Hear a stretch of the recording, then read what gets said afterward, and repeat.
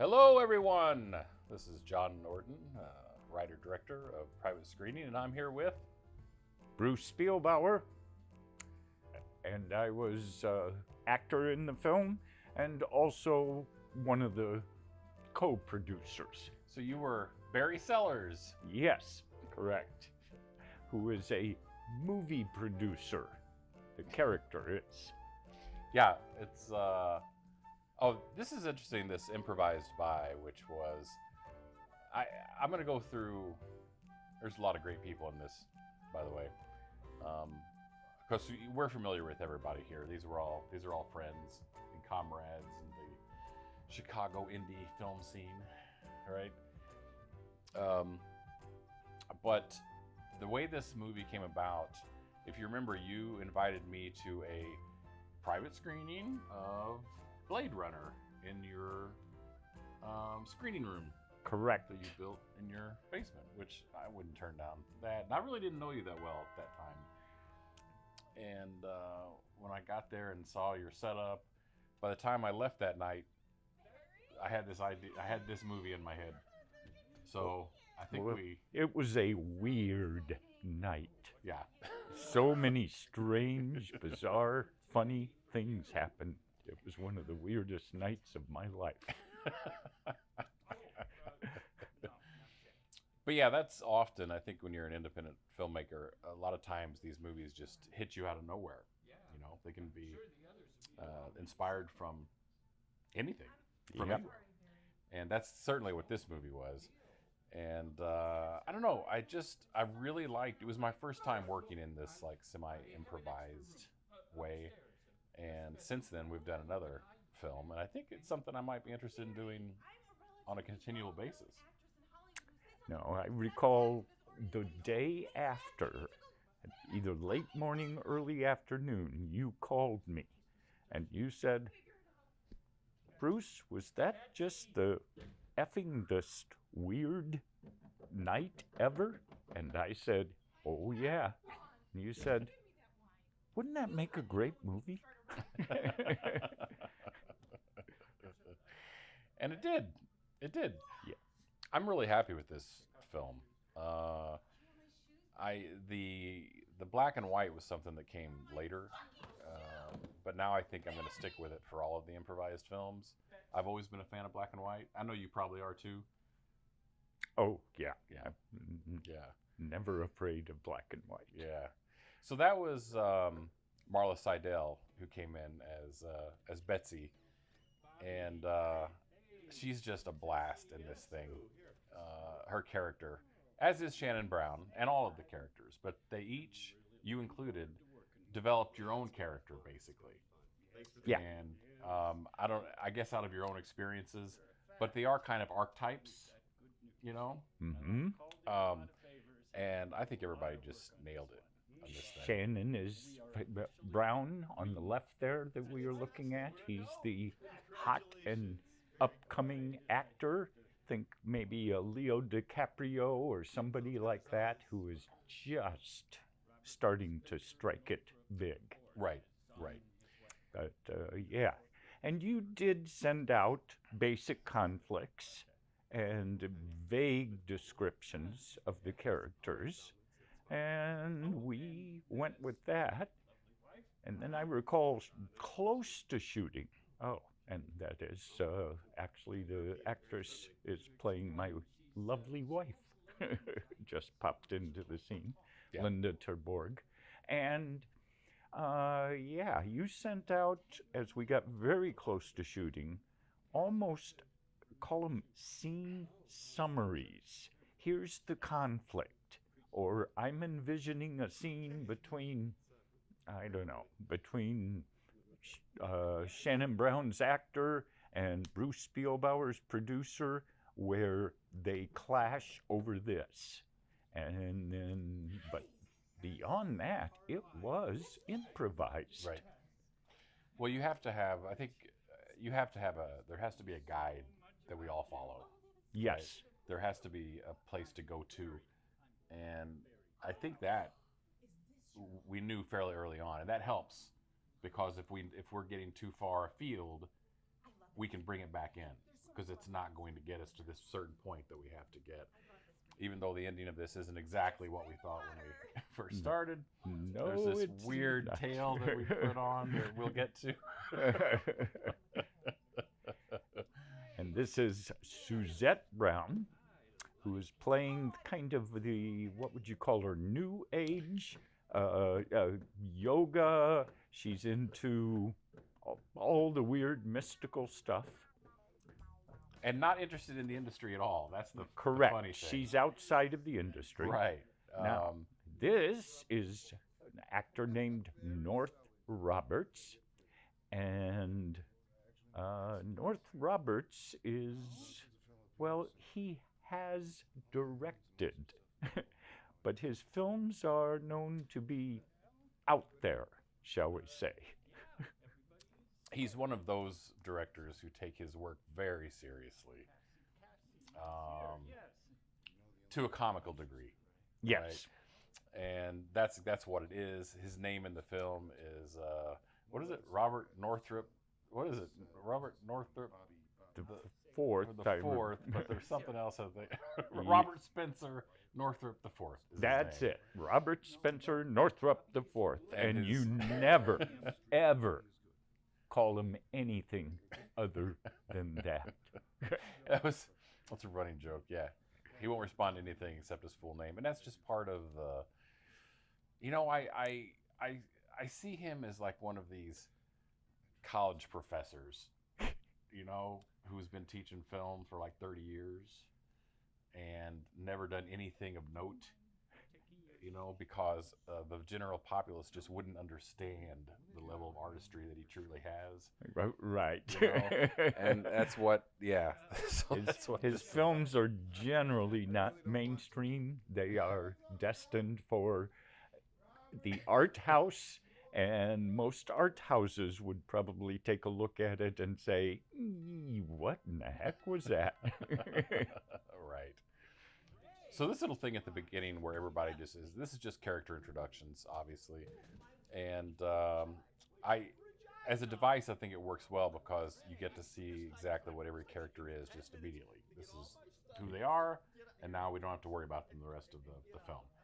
This is another industry outsider. It's a relative of mine who, unfortunately, his wife just threw him out of the house. And he chooses this night, of all nights, to move in with me. And he has brought his necessary equipment there, his ironing board and his power strip and his pillow. I think that's... Yeah. The things that are really important to a guy. The line that he improv'd, I just tickles me to this day, is when he hands you that power strip and says, "Here, I won't need this anymore." Yeah. What? And I loved when he decided to give me a hug. Right. With the ironing board, which is coming up very soon. And I just uncomfortably said, "You're ironing me." Ray. You're ironing me. Yeah, Danny is, he's spectacular. I cast Danny because I saw him do a little improv bit as part of his reel with him in the car talking to camera as if it's his wife. And I'd never worked with Danny before. But when I saw that, I thought, wow, this guy, he seems so natural and so funny that he would be perfect for this. So that's how Danny became involved.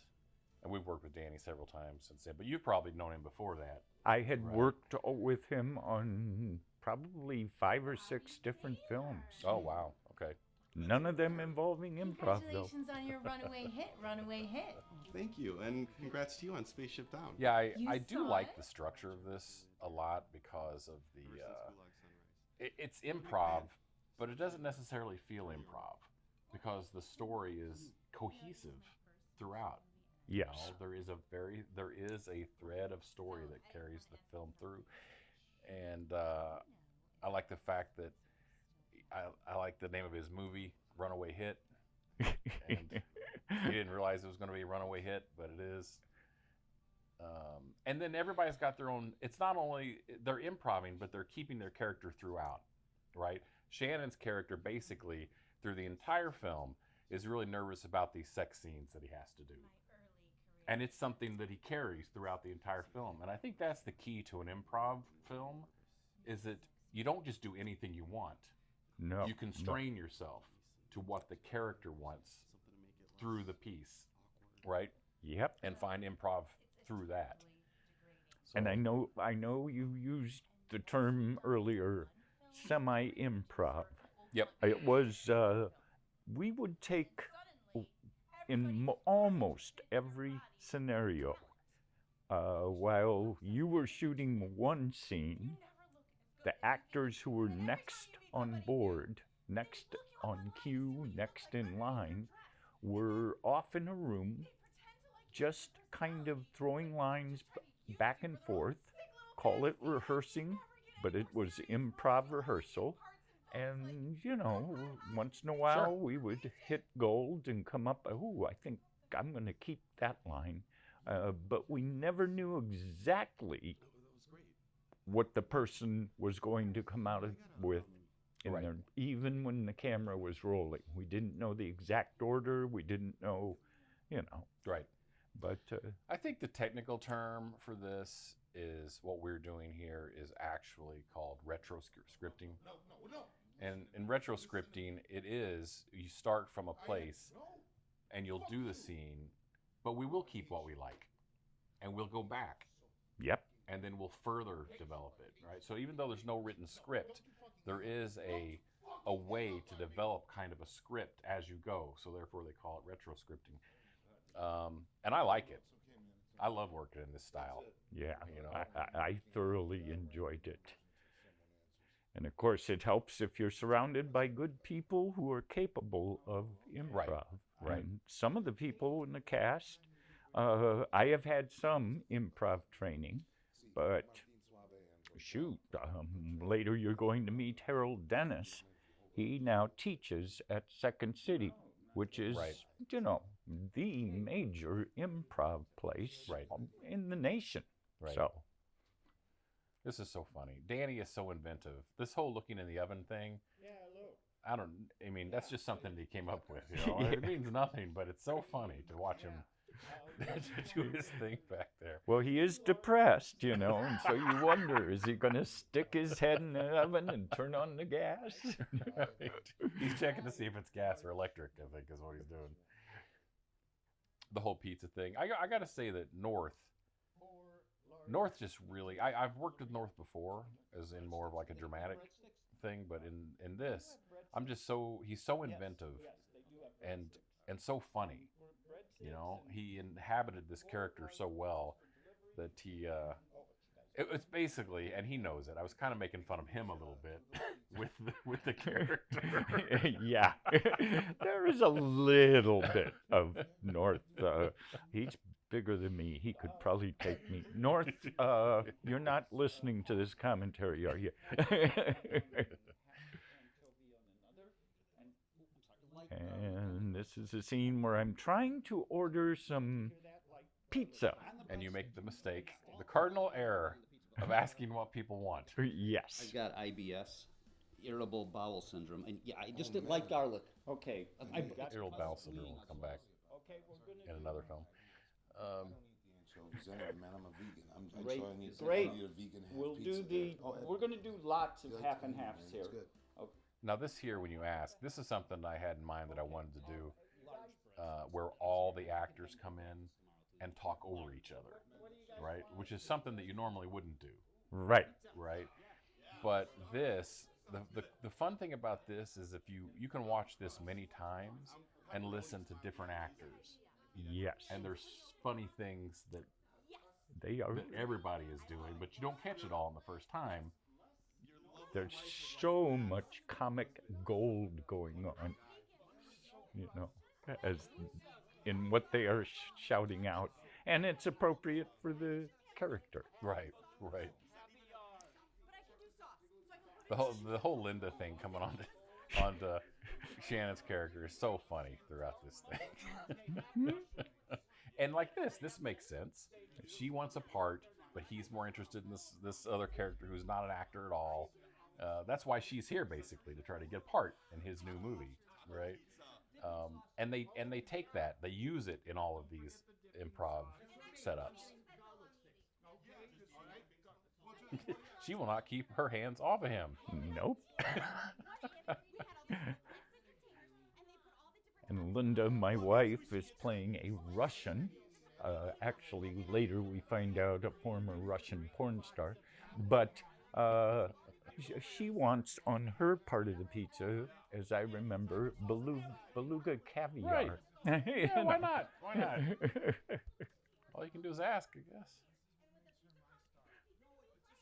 So this particular thing that we did with everybody, 2 cameras, everybody talking at once, and just feeding off the energy in this small group, we do it twice. We do it here, and then we do it again when you're talking about your award that you won. Correct. Right? And those are 2 of my favorite parts of the film because there's just so much happening. That you cannot take it all in at once. Let me just say that this is one of my favorite scenes of the movie. And also, I'll say that I'm sitting right now, right where Danny is sitting, and you are sitting right where Linda is sitting. Yes, that is true. As we record this. The cool thing about some of these scenes is that the other actors would have to try not to laugh. Like, Linda had a really hard time with this, and you can tell if you look at her.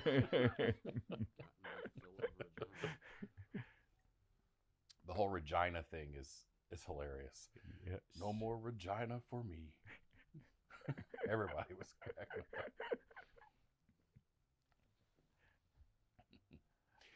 I'll never get to touch Regina again. Another funny thing Danny did, which is strange, and I don't know why he made this choice, but he decided not to wear underwear. We're family, right? Now that's a strange choice. But that was his, I'm like, all right, Danny. Community college. Yes, I know that. And I'm very proud. And as you know, they send me on sabbatical. Yeah, this is the scene when my relative, Denny Glenn's character, is telling me that he has just learned my Russian wife used to work as a Russian porn star. And I don't accept it. I don't believe it. I think he's wrong. Right. I mean, they're not Ray, wearing clothes. And Ray, Even though he's right. they do that now in movies. I know. But The whole birthmark thing at the end is what really caps it off, though. Right? Yeah. Because it's the same birthmark, just interpreted 2 different ways. Uh-huh. You're thinking, well, maybe. But he's so dense. Oh, well, then it's fine. Yeah.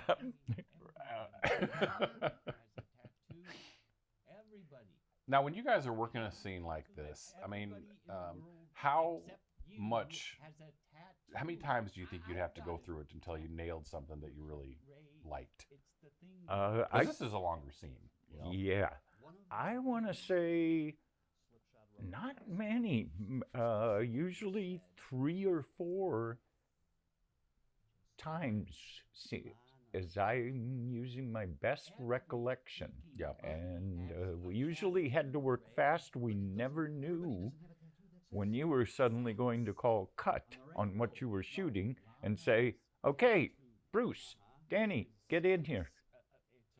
Well, But again, we would then do it with you. right. And that very first take with you was a rehearsal, and you would make suggestions, and you would say, ooh, keep that, but get rid of that, or that really works. Hit that up hard. Right. A lot of times it's just being conscious of time. You know what I mean? Mhm. Some of these scenes you just cannot let go on past a certain time. It's just you just have to know instinctively that this is all the time this scene's going to allow in the movie, right? So you have to hit a good solid end point at that point and not just let it trail on and get too weak. Correct. You know what I mean? You got to have a strong ending for every point to make it seem like it's, I don't know, legit, you know. Yep. is so funny. The You phrase. watch- he's like next to her. What? What? And he won't say it out loud. Like the Statue of Liberty. That's his interpretation of the birthmark. No. No, it looks like Abraham Lincoln. But you still have the same hand gestures. Oh, thank God. I'm such a goof. I'm gonna get some cheese. Now I'm thinking about it. Is there any way he could have been right? Is there any way he could? Oh, and the pizza man. Yeah. Oh, boy. And going back to that infamous night that inspired it. Right. Okay. I'll make this as short as I can. Two of the actors who were coming for the screening of Blade Runner were late. So we needed to start the movie because people had to leave. So I put a sign on the door that said, hey, knock. If nobody answers, we're already down in the home theater watching the movie. Come right on in. Big sign on the front door. Right. And I forgot that we had ordered pizza. And the pizza guy came. And the pizza guy saw the sign, knocked, walked right in. He came down to the home theater, stood in the back of the home theater, we don't know how long, and all of a sudden, we're laughing, and I'm in the back row, and I hear someone laughing behind me. And I turn around, it's the pizza delivery guy, and he says, this is really good. And then, after I paid him, hey, can I stay and watch this? That's how weird that night that Yeah, inspired. that was It was funny. so strange. Yeah, I'd forgotten about how many actual things inspired some of the stuff in the film. Linda Terborg, who plays my wife, had laryngitis. She did have laryngitis, right? And she ran around all night using Post-it notes because she had a role coming up. And the only way to get your voice back with laryngitis is to not talk. So she communicated all night with Post-it notes. And she does that in this film. Chicken man delivery guy. What do you see? Wow. I forgot about all that until you just mentioned it. Right. Yeah. Told you it was a weird night. I like this outfit. I don't know where this came from. A chicken outfit with a giant slice of pizza that they put on the front. Yeah. I'm not sure who was doing wardrobe. I think Deb Hervey might have been here doing some of that. I not will mistaken. tell you this was a two-part collaboration. Deb came up with the pizza slices almost as an overlay. Yeah. I came up with the chicken head. And the name of this pizza outfit, even though it's a pizza outfit and they sell pizza, it's what? Cluck. Yeah, it's Cluckers. Yeah, Yeah, Cluckers. Cluckers chicken. Clucker's Pizza. Cluckers then- pizza. Shoes.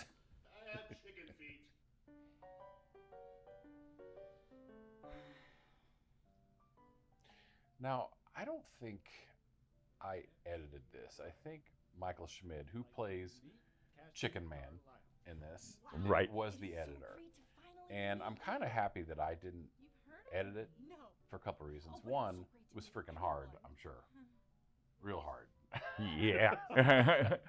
And Mike's a really good editor. And the second thing is that I had the joy of seeing it edited the first time, which is something I don't often do because I edit a lot of my own films. So by the time the film is done, I'm kind of tired of it. You know what I mean? Uh-huh. It's hard to get like a fresh take on it. But this one, as the scenes were being delivered, I'm like, damn, this is good. It turned out well. Here's the scene where the up-and-coming actor asked me, because I'm a producer, you've had sex scenes in your movies before, right? And he, tomorrow, has to be on a set shooting his very first sex scene. And he is scared to death. Right. And, Right. and not only his very first one, it later comes out in the scene. I ask him how many, and he says, I think it's 7. something says- like that. Because you go 7. That's right. So that tells you kind of what kind of movie it is. You know, it's one of those exploitation, probably an exploitation horror film or something like that. Yep. You know. And I'm not the only person he asks. No, he asks he asks everybody, right? lots of people in the industry. Have you ever had to shoot a sex scene? What's it really like? Is it hard? Right. How many? 7. Holy shit. Mm-hmm. So anyway, And your advice, you do this thing like this bit here. Well, there was one in Redneck Christmas, the musical. Oh, we had a couple in My Bad Uncle, but they got cut for U.S. distribution. Now that's the film I want to see. My Bad Uncle. They had to cut everything out of it. No. They're always awkward. right, but there's got to be like some tricks to the trade. No. I love that reaction. Yeah, but it can be fun, right? No. No. So, soon do you have to start shooting these? Tomorrow. Tomorrow? Shannon is just great to work with. He's a very versatile actor, and he handles drama really well. You know, he does a lot of leads in dramas, right? Yep. But I got to tell you, I think his forte is comedy. You know, he's got a very good sense of comedy and comic timing. There is a scene coming up, which again, he just, and this was one where nobody in the room was rehearsed except Shannon basically went off and Right. self-rehearsed. Yeah. And boy, he just, Yeah, he let you have it. he walked in the room and just blew us all away. Great. So, what do you do? Oh, enrich the lives of those around me. Oh, very interesting. Are you an actress? Yes, relatively well known. Have you seen Spaceship Down? No. So cute in this.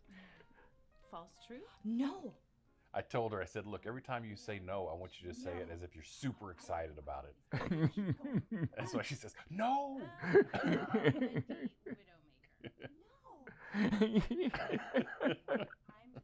It works. Leading role in Robert Spencer's new film. Oh, that is so great. I have a lead role in Robert Spencer's new film. What? And she's not an actress. And I have the lead. Well, in fairness, these characters are kind of based on like true archetypes. Like, I think what Betsy McGuire, Marla's character, is going through is what a lot of actresses go through when they hit like a certain age. Yep. You know, there's a little precipice there, and they have to realize that this block of roles is no longer going to be accessible for them. And they move on to Exactly. this next block of roles. It's not just women, but I think women feel it more keenly, you know, because of the roles offered. Because she would be moving into like the mother Yes. territory, Yes. you know, that kind of thing. And that's not necessarily what she wants, but that's kind of what the character is about, and she plays it really well. She just wants this role, you know, that's being offered, and because maybe the roles are drying up, Mm-hmm. you know. That happens. So you're Bobby Saylor. Yeah. I'm Cassie. And there's also the stigma where you have become pigeonholed, you have become stereotyped or Yeah. categorized, and Right. And Marla was in these B-movie science fiction movies where she always had to display herself. Right. And- And that's part of it too. You're right. Once an actress in particular, once an actress goes in that direction, it's kind of hard to leave that behind. Yep. You know, and she says it, one of the lines in the movies. You know, once you take your clothes off for one movie, all these producers want you to take your clothes off in their movies. Exactly. Right? And that's true. Which is fine if that's if that's the direction you want to go and that's the work you want to get. That's fine. Hi. Hey. I'm Are you sorry. sure? I'm okay. No, I'm not okay. Our energy is just not compatible. Okay.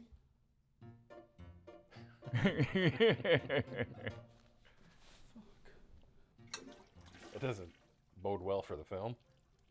I love the awkwardness of this, the toilet flushing. Yes. And now she has to stand there and listen to the toilet flush while he's a big fan. It comes up. I'm a Yeah. big fan. Not only am I a big fan, yeah, he saw her in a movie called Around the Around the Globes. globes, right? Yep. And Yeah. I gotta say, your globes looked great. Well, in this scene, this is what an actress. This is being confronted by the fears that she thinks will happen. Exactly. Right? So there are the movie, believe it or not, a lot of people listening to this is a little deeper than you would think. Yep. You know, there's some actual issues being dealt with in this And on thing. the first day of production, it was the classic foot massage scene, you know, and you had these boils and blisters on your feet. And Now, Mike, of course, improv'd all of this. I hadn't heard any of it. You know, and it's awesome. Mark over the part, and then she won an Independent Spirit Award for that movie. He's a magnificent actor Yeah. himself. Yeah. Excuse me. What did I say wrong? Barry, I don't even know what I'm doing here. I feel like you're just torturing me. I'm not getting cast in anything. It's my hope that as a result of tonight, we can come to some sort of agreement. Hope isn't good enough. I This need dude. you to drop my name. He is and get me absolutely cast. obsessed with her. Talk to the director tonight, I promise. Another thing, I don't understand why you cut most of my scenes. So here you hear a little bit of this thing. Obviously, that's a bit. Why do you cut the scene out? Actors do ask, why did you cut the scene out of the movie? Well, we had to. Uh-huh. You know what I mean? We had to. It's for the sake of the film, basically. I know some people who get involved in a film, they're invested in what they did in the film, you know. But as a filmmaker and a producer, your responsibility is to make the best film without considering all of that other stuff. What's the absolute best for this film, you know? In order to make the movie Yeah. work. And you do have to make hard decisions sometimes. I love this part. Huh? This fantasy he has over, and she's so funny in it too.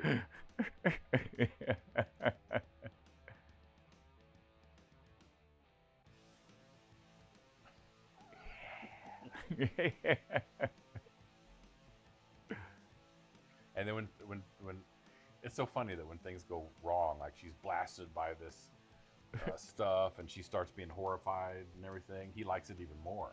You know, so you get to see what he really wants.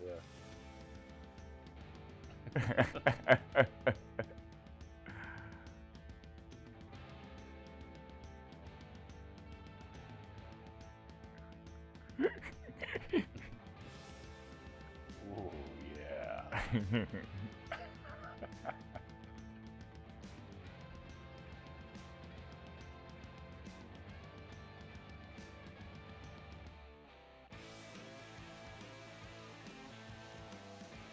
Okay.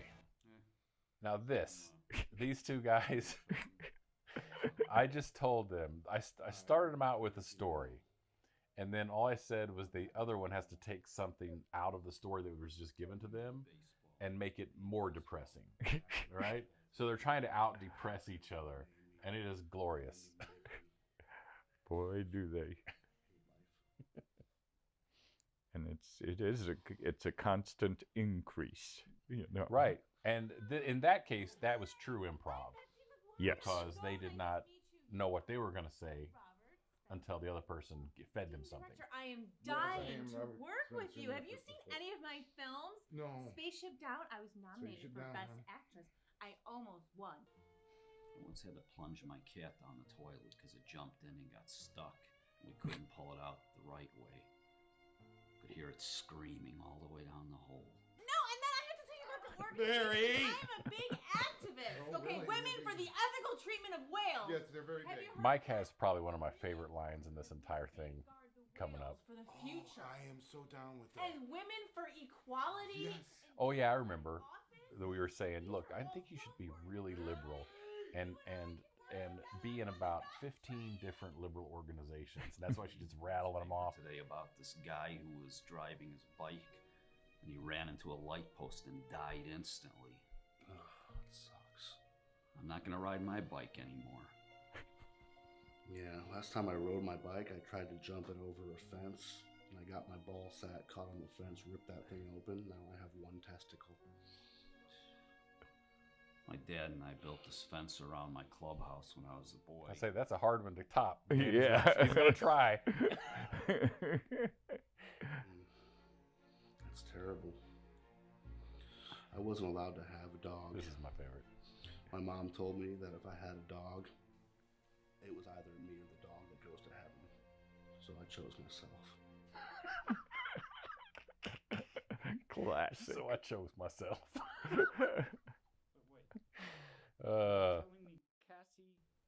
I will say that when we watch this with an audience, this scene gets a lot of laughs. You know, do you remember when we were doing this? Yes. And we're like, how can we make a bit out of this pole? Which becomes a big phallus symbol at points. But people want to see actors up on the big screen, Robert Spencer Northrop IV. What people want to see more of is characters, and that is exactly what Cassandra Carlyle is. A character that will translate up onto the sacred screen in the holy temple, the cinema. See, this is exactly what's wrong with this guy, right? Putting too much importance on the art, you know? Yep. Movies are great, you know? I think they're awesome, but you can take it too far, Bruce. Oh, well. No.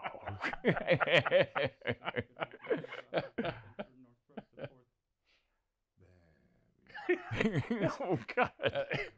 So funny. Ideas. There are no bad ideas, brother. There are only ideas. Those things that form in the chaotic consciousness at the bottom of the very well of our He's so good at soul, this kind of and stuff. bubble Yes. upward, You know, where they then this- spill forward into manifestation. Are you gleaning my meaning, my brother? What? What about entertainment? I crack up every time I watch this. You guys are so funny in this. It is fucking entertainment. Back and forth, back and forth. But he's right. That is how some of these people think. They think if a film is entertaining, then it must be beneath Exactly. where they're trying to be, right? Which is an intellectual approach to filmmaking, right? And I don't mind some of that in film, but I want to be moved. You know what I mean? Yep. I don't want to be confused. In the film, and I found this role. They haven't cast yet. Blind, psychotic, homeless woman. I don't know if I want to play a homeless. Now, when we went to do this scene, I didn't have a handle on this. I wasn't sure what to do, but I knew that we needed one more scene with these two together to advance some things. But they came up with something that I think is funny.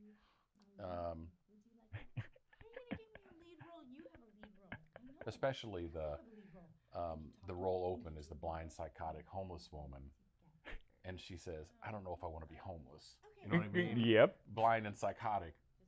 but homeless is a step too far. Let's talk to him. Okay. And we'll see what he says. Okay. I'll go find him. You're amazing. Thank you. Don't forget.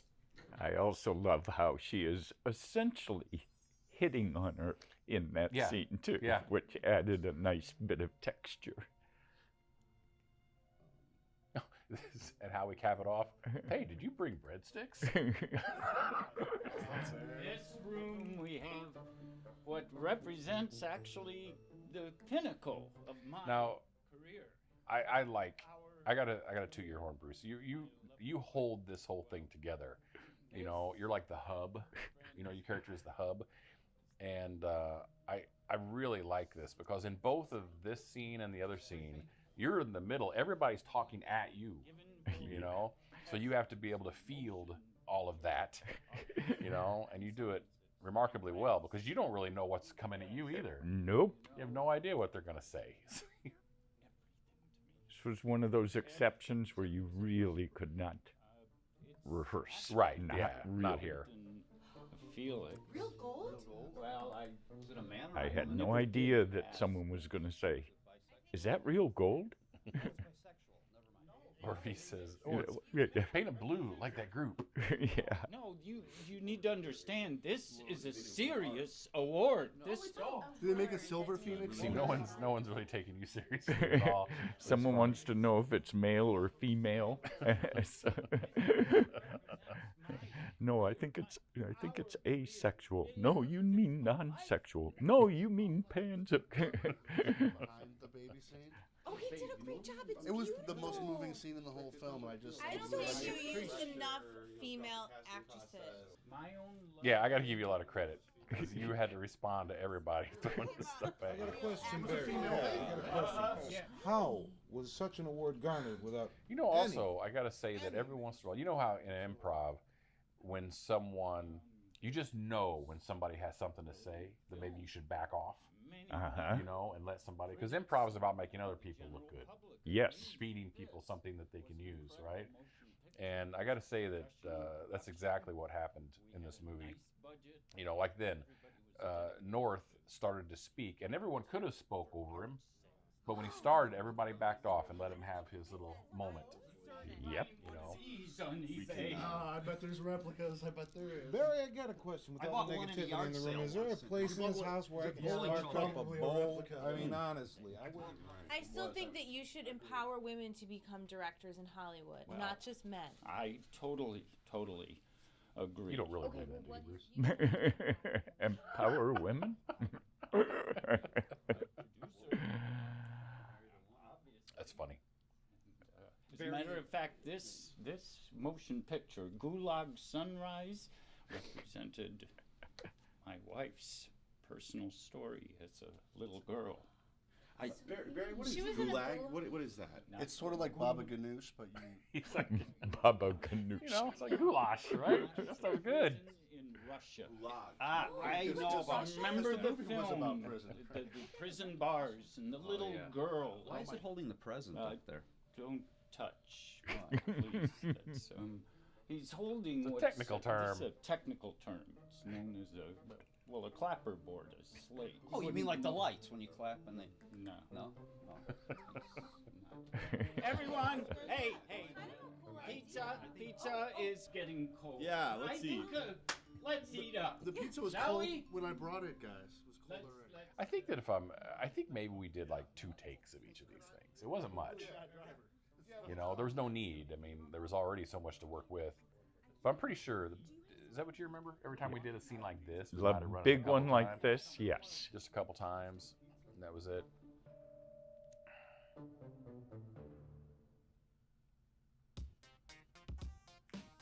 All right, now we're getting serious.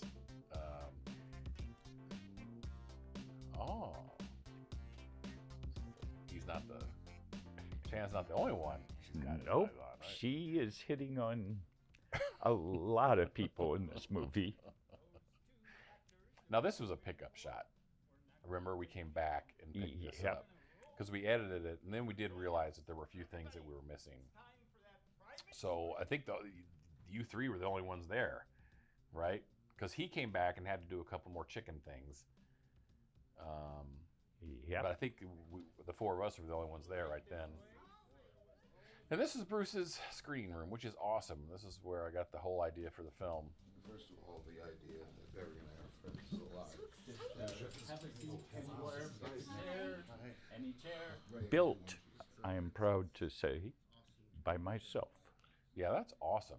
Now, where do you find plans or something like that? Or just like home theater plans? Or what? I went down to the basement, took measurements, and said, because of this huge ductwork and this over here, the maximum width it can be is this. Right. And the maximum length is this.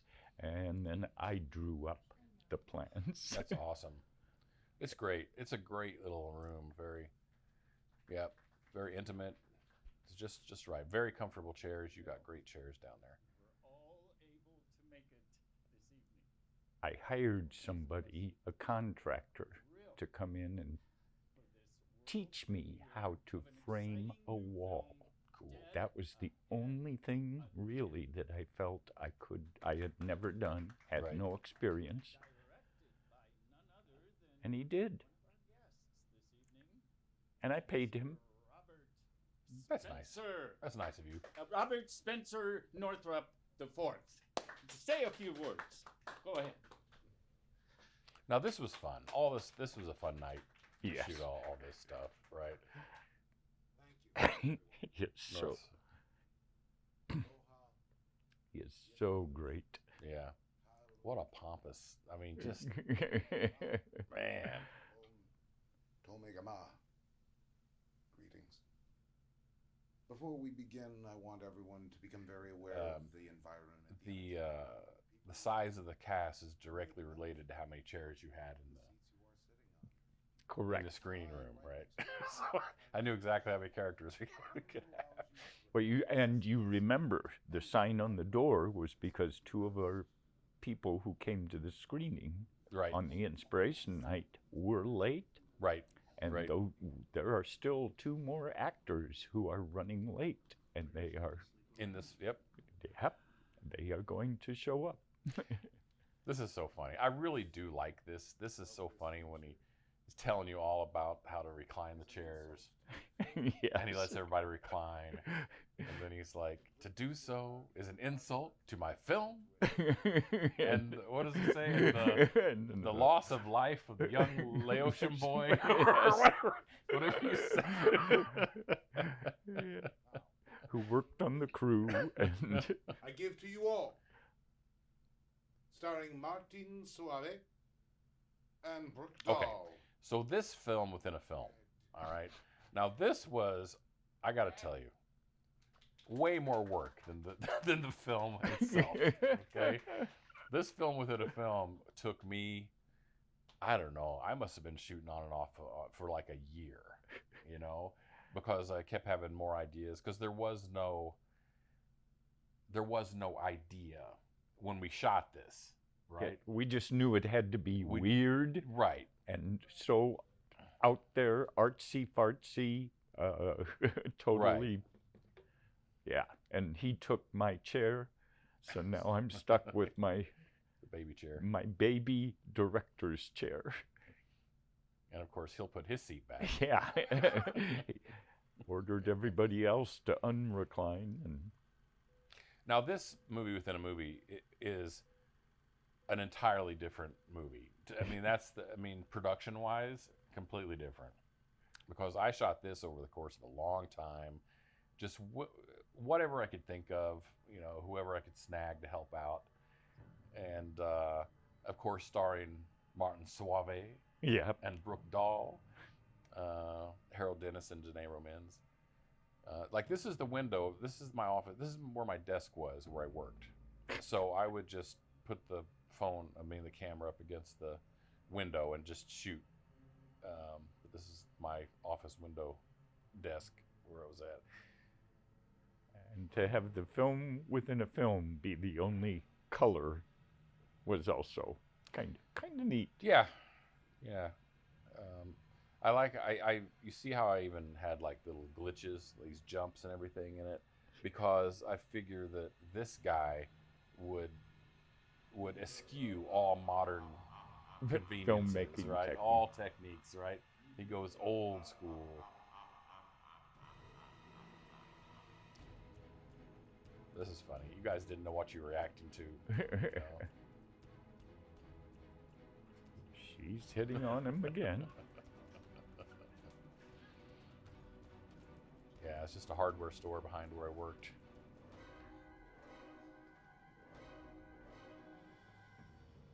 So there is kind of a story here involving a couple hitmen or hit people. Only Robert Northrop knows what this is. But it's got that heavy-duty symbolism going on of, you know, fruit that gets stepped on.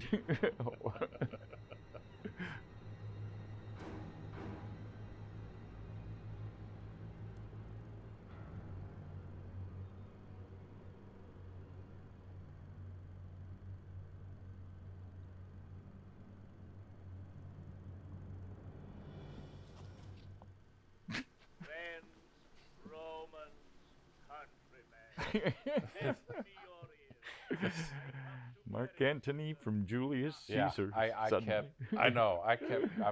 kept trying to make it weirder and weirder and weirder. Any element I could find that would... And there's only one person in the room who thinks he understands what he is seeing. Right.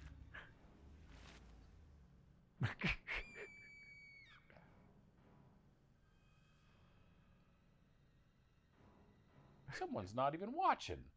30 minutes later. Yeah, that's... Oh, now this was fun.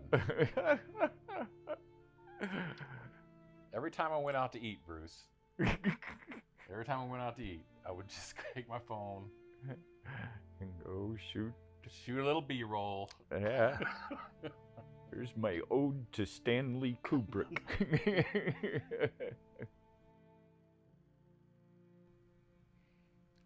I bet women didn't know there's so many designs of urinals. I'm not sure I knew that until I saw this. Or had ever really thought about it, at least. Ah, now that's nice. We must have been in a nice place that night. This guy. It's beautiful.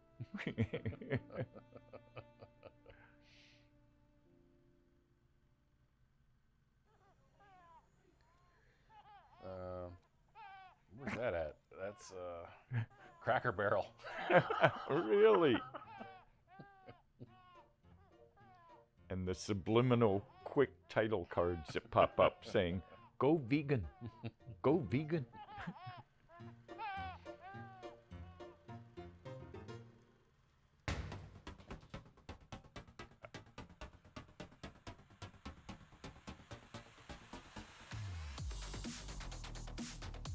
All right, get a little excitement, a little exploitation action going here.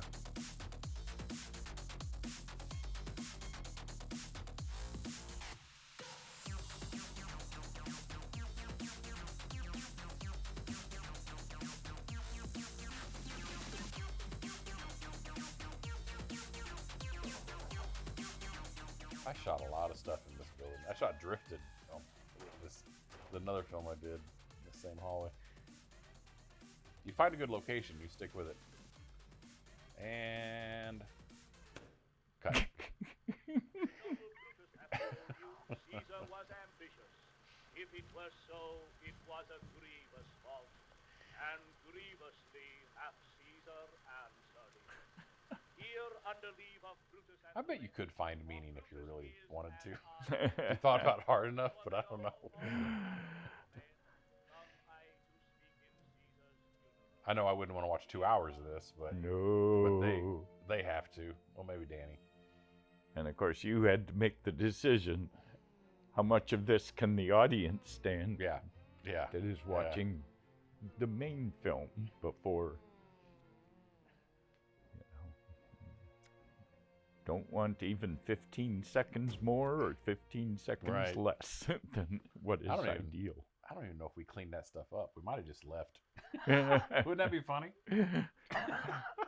No, I don't think so. We would have done Now this was shot years before. This was a kind of an experiment. I think it was shot over like near Halloween, and it's a Halloween party I had at my house, and we were just shooting. I don't know what it was. How much of a movie can you shoot in one night? I guess is what it was. And almost none of it is used except this scene, which I always did like with Tom Jackson and Sin Delay. I think because Sin just goes for it. I mean, she's going for it. And I've worked with Sin. Yeah. On a couple projects. She is always wonderful. Yeah, she's awesome. And this really worked good. Gross. And the funny thing about it, I think that what's funny about it is it just goes on and on and on. I keep shooting. Because normally in a movie you would like cut. Yep. Right? We get the idea. Right? We get it. But no. I really keep on shooting. I want gore, and I want more gore, and I want more gore. Well, maybe you don't.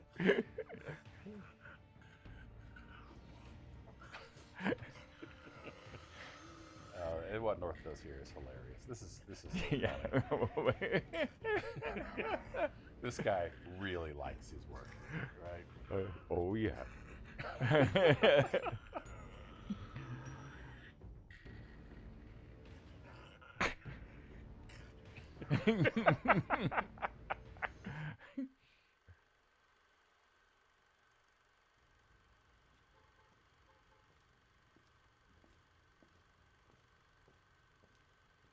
And this is great. Of course it says good. But this final little moment here where the crew member accidentally screws up.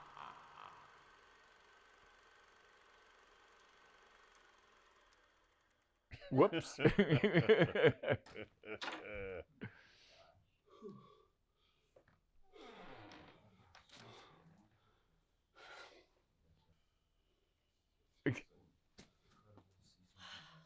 was interesting. Interesting is the right word.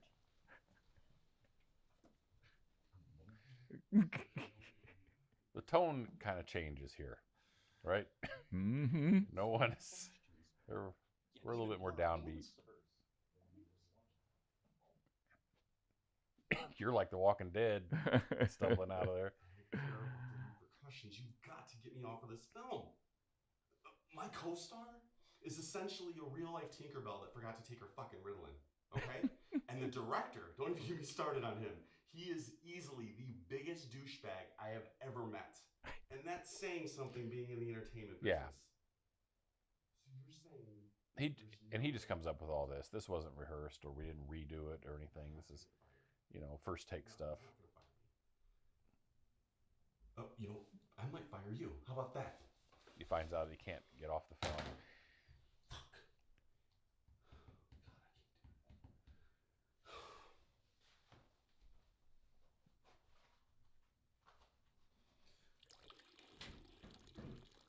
Fuck.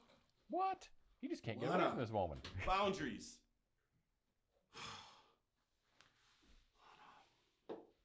Barry's downstairs. He's my friend. He's your husband. He could fire me. And he thinks maybe there is a way I can get off of this film. Right. I love that. 6 seconds. Right. Wait, you can talk?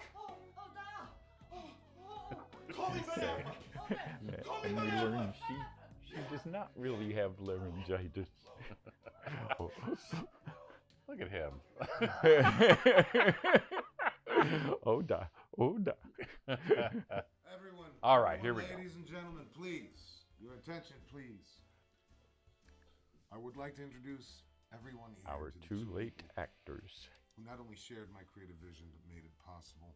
Stars. Dead ahead again. Harold's so funny. Wonderful. Beautifully hard. I think he's channeling Urkel or something in this, Yeah. this bit. Yeah. There's a little bit of that. And again, Harold is the one who currently teaches at Second City. Right, right. And Renee, she's a very talented actor, but she's also got she's got a classic Hollywood beauty aspect to her. Yes. You know? Where she could be big in like the 40s or so. You know what I mean? She's got a classic look to her. It was very unusual. It was better than every movie. It wasn't even a movie. It was like life. It was so neat. Barry. Brooke, such a pretty name. It's a spiritual thing. Whereas I just want people to emote from their seats as audience members. I was ready to emote after 5 When it minutes. was done, we moved from our seats, definitely. See, that's exactly what I'm talking about. Oh, Brooke, so you did all these really cool moves. How did you do that? Oh, it took months of practice, actually, months of actual training and feeling the vibe of the film. Yeah, I think that improv is a skill that you have to develop. You know, Yeah. I mean, it's not something you can just jump into and expect to be good at. I used to do improv in college, and directly after college, I was in an improv group. And I know that today, I probably would not be that great at it because I think it's a perishable skill. It's like a muscle, you know. That's why there's so much training. Yeah. You know, there is a lot of training in improv to be at the high levels, you know. Yes. Yeah. But I mean, everybody can improv. I'm not saying that everybody can improv. But in order to understand how to do it properly, like I said earlier, is to feed the other person, you know, to make it, because there's technical stuff to it. Yep. You know, that's the stuff you need to learn. Speaking of which, this is where we had no idea what he was going to say. Yeah. He made all of this up, and it's hysterical. Yeah, it's pretty You'll good. probably do really well in this business. Betsy Yeah, we're just McGuire. swinging It is so Under fire. good to see you. It really is. I didn't even know you were still alive. Oh, and that dress. Wow. Looks like you woke up And this I don't morning think he in misses a 1984 and single lost person the in bet the to room. Greenwald. He nails just everybody. goes around the room You're and still hot. insults and insults and You pompous blowhard hack. You're like a really bad episode. And that's of just Jeopardy what that just will never Robert fucking Northrop's end. looking for. You have no business being within 1,000 yards of a set at any point, at any time, in any universe. he is doing this I would to be get more himself confident fired if Ray, from Robert Spencer Northrop's The because after Fourth sitting through next that movie. 2-hour Right. collage of crap, I felt compelled to go to an orphanage, adopt a cute little Asian baby, and beat the shit out of it with a frying pan. I'm not even a violent person. Oh, and, I remember this. We Barry, probably didn't do more than one take wait a of minute, this. this I is mean, clean for your lovely wife. Pay extra. it wasn't going to get better, No. you know. Later, fuckers. Bobby! Sailor! You Are perfect.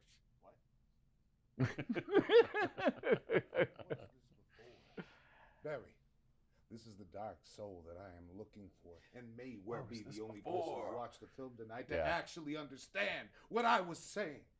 This man has the passion that we need. That's what I This say. man It's has not a the hatred easiest of thing to Hollywood that wrap rivals something my up own in Bobby a way that makes sense all around. You Yeah. It's actually tricky. I'm surprised that it worked as well as it did. of You death. know, I think it was kind of like a lightning in the bottle kind of Again. thing with this film. Again. Because this is the first time we'd done anything like this. And if you did not put improvised at the top, no one would know. Yeah. And it would play out just fine. I am happy, man. Yeah. All right. Barry, this is what we need, man. Don't you get that's your next Golden Felix right there. That is Yeah. your next Golden Felix right there. What about me? What about me, man? Haven't I given? Martin, baby, why's it got to always be about you? Stay strong, brother Bobby. There is no way that actor is going to be Barry, in that my is next. your cash cow and my dark soul made flesh, brother. It is exactly what we both need. If you want to direct, he will not be in it. Creative control. You got to sign the contract. What, are you going to unwrite the check? It hit me. I know what I have to do. After seeing that amazing experience on film, Barry, I need to work with Robert Spencer Northrop IV. I need to live in his world. I need to breathe the same air as this man. It would be this character, Ray Sellers. You know? And one thing I do feel bad about this is that we didn't give Deanne a lot to do. You know? Who's coming in. But her time in the film, you're aware of that she is here. Here it comes. Yeah, it's a great entrance. You know, this whole scene was just surreal, yeah, and beautiful, and hysterical all at the same time.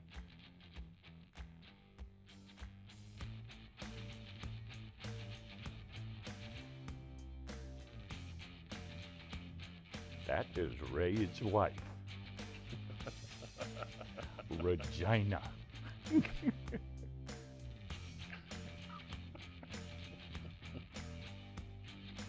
Now, I don't know why.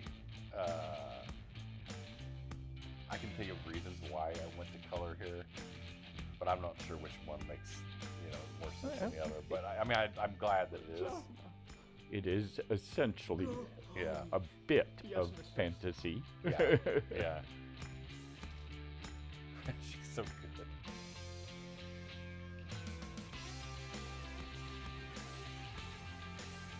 Would you rush home? I would rush home. I would rush home.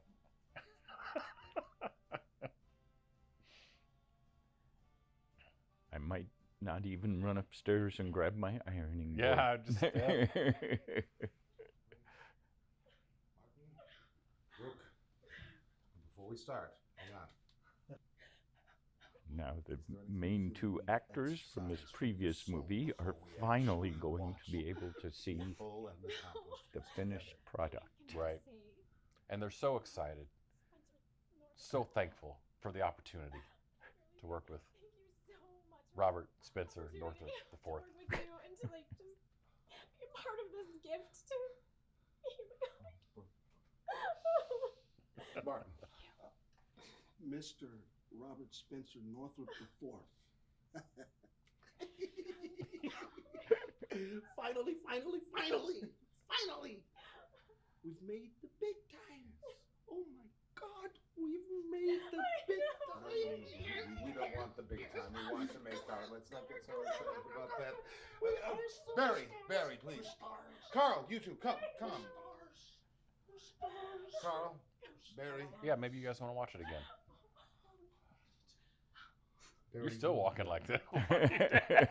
You're still stumbling around after watching that. Carl, your insight into the arts I've come to value more so than anything else tonight. Now that said, I would like to invite the two of you to join us to see that film one more time. One more time. Robert Spaceman, I think this is the kind of movie you really only need to see once.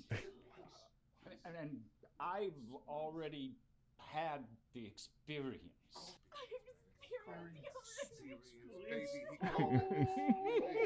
Group hug. Are you two ready?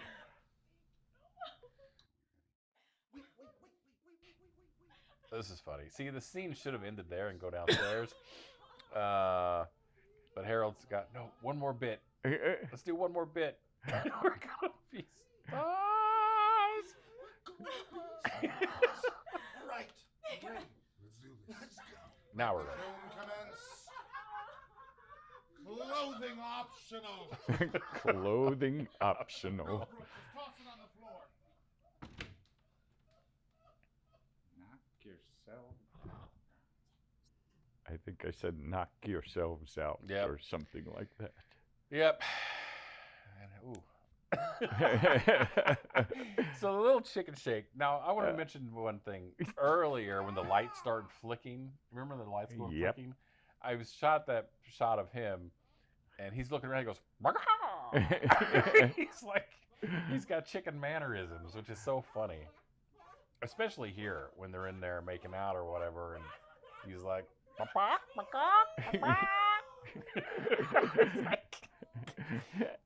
yeah. There is some surrealness, of course.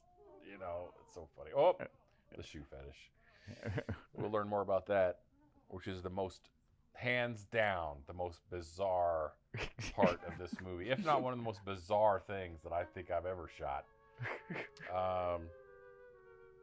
Yeah, I just discovered that my wife is in there sleeping with the chicken man pizza delivery guy. Oh, Bruce, how'd I talk you into this? I don't know. Did you hold a gun to my head? Where we were calling you Alice Cooper yeah. or something. Like, I don't know.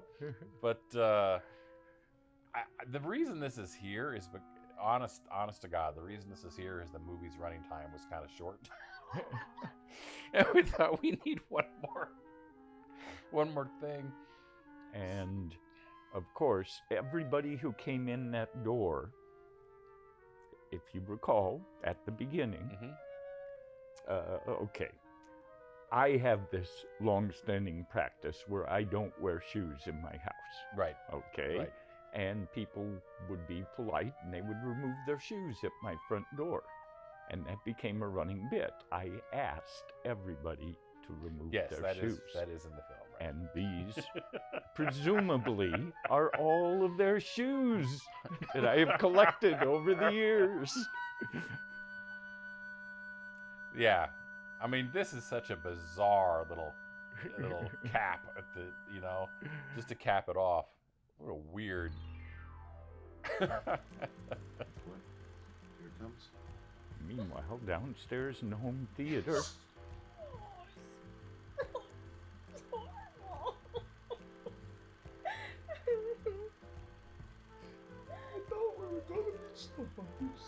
I thought we were gonna be stars. You got us looking bad, man. And of course, this character, Robert North or third or fourth or whatever, he's completely oblivious, right? I mean, you cannot tell a person like this that their work needs work. No. You just can't, right? And there's a lot of people like that around. I mean, there's a lot of filmmakers that I know that you cannot tell them that your work needs to progress, you know? You just can't tell them that. And you can always tell because there might be filmmakers out here who've been working for 10 or 15 years and their stuff had never got better, you know? And that's because they did not think it needed work when they started. You know what I mean? They already thought that they knew what they were doing and they were doing great work. So there's no need to progress. Yeah. You know, there is no need to improve. So I run into that a lot, and there's a little bit of that in this character too, you know? Yep. This is fun. I'm glad that I put this in it. And again, this is because of running time. But I'm glad that it's all here. Just to give people a little glimpse of how it worked. Behind the scenes. Yeah. Oh yeah, your fire alarm. Yeah. Oh yeah, that is my fire alarm going off.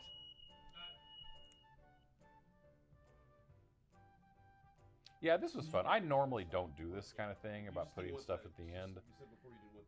And there's a reason, because as a filmmaker, when you end a movie, you want to end a movie on a certain tone or mood. And that mood is supposed to carry you out. You know? When you do this kind of thing, it breaks it. Right. You know? That being said, for this movie, perfectly fine. Perfectly fine. Yeah, you're gold. Gold. Yeah, your aura. Especially since some of them end up being as humorous as some of the moments in the film. Yeah, yeah.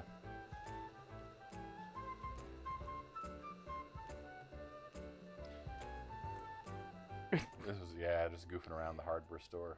That's the shit. Yeah, remember that. I keep telling Harold that he and I are going to make Black Terminator. And we've already come up with a bunch of lines like "I'll be black" and that kind of stuff. You know, maybe someday. Maybe someday. He's so much fun to work with. I like all these people. But the reason I really wanted this in here is because you can get glimpses of how it was run. Like here, we're saying, you know, we're explaining maybe we should do a little bit more of this, you know, or tone down this, like, or sprinkle in the breadsticks, like he's saying here, right? It's Yeah. just the process that we went through, which is cool, because I like going back to see this stuff too, you know. Robert Spencer, Northrop the Forest. Do you remember his soul patch here? Yeah. They had the glue it on. It's part of our camera, our DP's beard, right? And they would trim it off his beard and paste it on North. No, we're not shooting. We're planning. It's we're kind of. All right, let's see how it is. Here, I'll just.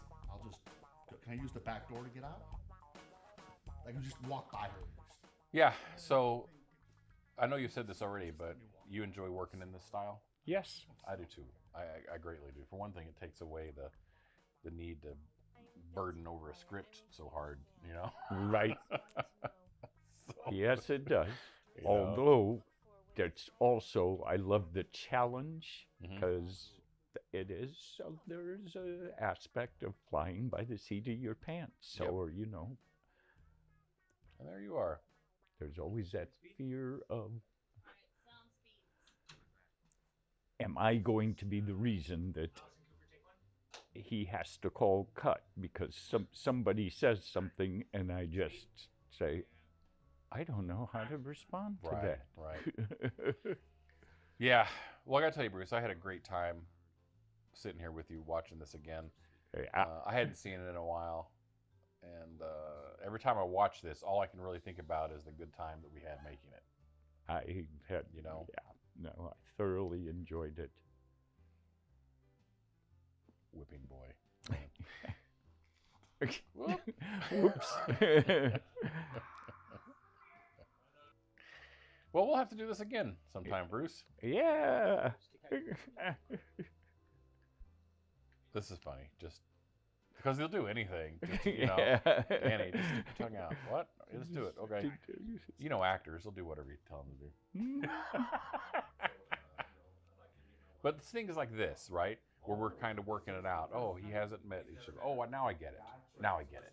You know what I mean? Yeah. That's the stuff I like to go back and revisit, you know, because it reminds me of the process that we went through to get it done.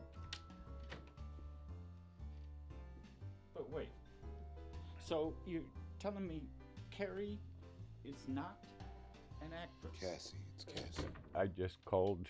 Right. But he was prepared to roll with it. Yep. Right? And that's what you have to do in this. I just called one of the characters by her wrong name. Right. Her name is supposed to be Cassie, and I said, so you're telling me Carrie has never acted before? Right. But again, that does happen. You know, when something like that happens in a movie like this, we'll just see what happens, right? Yep. Just moving on. He just dealt with it and moved on. But oh yeah, that was the day. I laugh a lot when I shoot. Yeah. Very important. Daryl Moore, a good friend of ours, and Kristen. Sound is kind of a challenge because you don't really know who's going to say what. So sound is a little bit more tricky. And imagine trying to handle sound on some of those big crowd scenes where everybody's talking at once. Right. Right.